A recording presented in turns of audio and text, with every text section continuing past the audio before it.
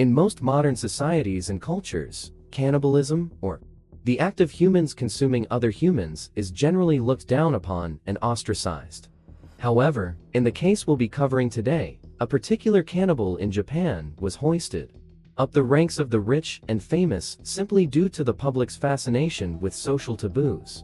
The cannibal in question is Issei Sagawa, also known as the Kobe cannibal, the son of a wealthy businessman who eventually became a cannibal, murderer, and necrophile before using a legal loophole to avoid jail time, and use his sordid reputation to attain notoriety and international publicity. Issei Sagawa was born in Kobe, Hyogo Prefecture, on April 26, 1949. Issei was blessed enough to be born into a wealthy family, with his father being the successful businessman Akira Sagawa, who was the president of Kurita Water Industries, and his grandfather being a very successful editor for the Asahi Shimbun. While he may have been lucky when it came to his family, Issei's actual birth was incredibly rough, with him being born prematurely, which caused him to be abnormally small, reportedly small enough to fit into the palm of his father's hand. Not only this, but he would go on to develop a disease known as enteritis, which caused inflammation of the small intestine and intense abdominal pain. However, he was able to make a recovery after receiving multiple potassium and calcium injections. But it is likely that this illness and smaller stature helped contribute to his introverted personality. According to Issei himself, his childhood was phenomenal and without worry, spending his carefree youth surrounded by a pair of loving parents and the joys of nature. Issei's cannibalistic urges didn't wait long to take hold after he discovered the concept in a fairy tale. Following this, he began to have nightmares that involved himself and his younger brother being boiled alive in a big pot and eaten. But it wasn't long before he began to imagine himself as the chef in the dream, and the fear of cannibalism morphed into fascination. His first actual urge to eat another human being arrived while he was in the first grade after seeing the quivering meat on a male classmate's thighs, after which he thought to himself, "That looks delicious."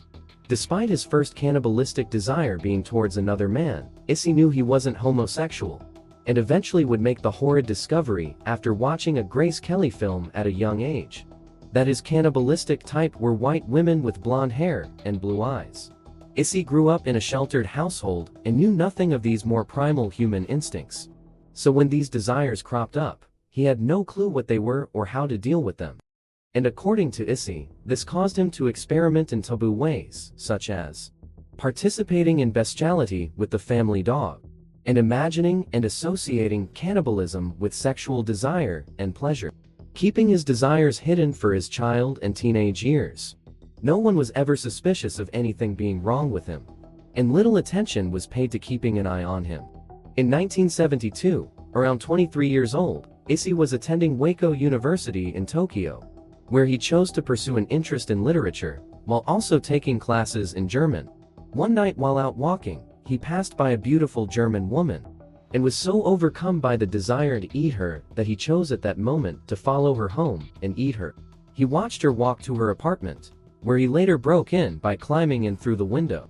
The woman had gone to sleep by that point, giving Issei the freedom to search around for a weapon, and he eventually settled on an umbrella, although it's unclear what his plan for using it actually was. As he approached the bed, the woman thankfully woke up and screamed, causing Issei to make a break for it out the door. However, he was swiftly caught by patrolling policemen who were alerted by the scream. Issei had been caught early in his crime, leading authorities to charge him with an attempted rape charge, as no one knew what his true intentions really were. And Issei made sure to keep his mouth tightly shut. According to Issei, he never planned on murdering the woman, and simply wanted to cut off pieces of her body to eat and sneak away without alerting her. In what would tragically become a reoccurring theme in Issei's life, he faced no consequences for his disgusting plan, as his father Akira paid the German woman off and promised to send Issei to therapy, allowing Issei to get away without a mark on his record or any jail time. Akira Sagawa at least made good on his promise and sent Issei to therapy, where he finally admitted to another human being for the first time that he craved human flesh. Issei's therapist, reasonably disturbed by this confession, attempted to mark Issei as a high-risk individual and get him the help he so evidently needed. However, before this could happen, Akira once again stepped in. Embarrassed by the idea of having people know, his son was deeply troubled. Akira instead arranged to have Issei temporarily exiled to Paris, France, where he would continue to study literature. Issei was swiftly enrolled in Sorbonne University and left for Paris on his 28th birthday. According to Issei, by this point, his mind was wholly consumed with the desire to eat women, and his desire to eat a woman had changed into an obligation. Apparently, while staying in Paris, Issei would bring a prostitute home with him every single night and attempt to shoot them. However, every night his finger froze and he wasn't able to bring himself to kill them. This resistance was well on its way to disappearing. While attending school in Paris, Issei became friends with a Dutch woman named Renée Hartevelt, and according to him, the two had a genuine and deep friendship. On June 11, 1981, Issei invited his classmate and supposed genuine friend over to his apartment, under the guise of working together to translate poetry for class, as well as eating dinner. However, unbeknownst to Renée, Issei had decided she was what he was having for dinner. Over the course of their friendship, Issei had become totally enraptured by Renée, and planned on eating her to absorb her energy and gain characteristics in her that he felt he lacked, such as strength, beauty, and charisma. In later interviews with Issei, he said that he hadn't necessarily intended to kill Renée that night, claiming a glass of her bodily fluids or a nibble on her pubic hair would have been enough to satiate it, but he had been too nervous to ask. After arriving at the apartment on that fateful night, Renée sat at a desk and began to read poetry into a tape recorder with her back facing Issei. Issei then took this opportunity to shoot her in the back of the neck with a rifle, the shock of which caused him to faint. After waking up from his stupor, Issei realized he had passed the point of no return, and began to carry out his sick and twisted plans. First, Issei slept with Renée's corpse before attempting to bite directly into her right buttock. At this point, Issei made the discovery that his teeth weren't sharp enough to break through human skin, and he had to leave the apartment in order to purchase a butcher knife that could get the job done. Upon returning home, he began to cut up the defiled corpse, stating later that no matter how deep I cut, all I saw was the fat beneath the skin. It looked like corn, and it took a while to actually reach the red meat. The moment I saw the meat, I tore chunks off with my fingers and threw it into my mouth. This gruesome process continued over the following 2 days, with Issei repeatedly raping, mutilating, and eating the body, all the while listening to a recording Renée was making as he shot her, reliving his poor victim's last moments over and over again. Issei ate most of the pieces from the body raw, but did actually fry and season some pieces, as well as store many away in his freezer. Eventually, Issei realized that he needed to get rid of Renée's body, and began the process by cutting up what remained of the corpse with a hatchet, before wrapping it in cloth and stuffing it into 2 suitcases.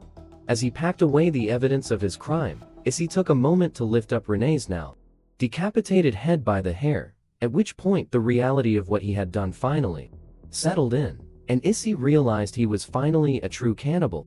Taking the suitcase in hand, Issei hailed a taxi and rode it to the nearby Bois de Boulogne Park with the intention of discreetly throwing the suitcases into an out-of-the-way bush. Unfortunately for Issei, his small stature made it difficult for him to carry the bags, and he attracted the attention of all of the other park-goers as he dragged the 2 bags through the park, especially when the bottoms of the suitcases began leaking and dripping blood. Realizing the jig was up and the cops would soon be notified, Issei decided to just drop the bags and run as fast as he could back to his apartment, where he planned on eating as much of the human meat in his freezer as fast as he could before his arrest. 2 days after the body was discovered in the park, the police raided through Issei's apartment, where they found copious amounts of meat still in the freezer. Issei immediately confessed to the authorities, apparently telling them I killed her to eat her. Following his arrest, Issei waited in custody for 2 years. While awaiting trial before the judge overseeing the case declared that anyone willing to kill, mutilate, and eat another human being was mentally unwell and not capable of standing trial, instead sending him to reside indefinitely at a French mental institution. Once again, Issei's father, Akira, refused to let Issei be the stain that ruined their family's image, and he negotiated to have Issei transferred to Japan.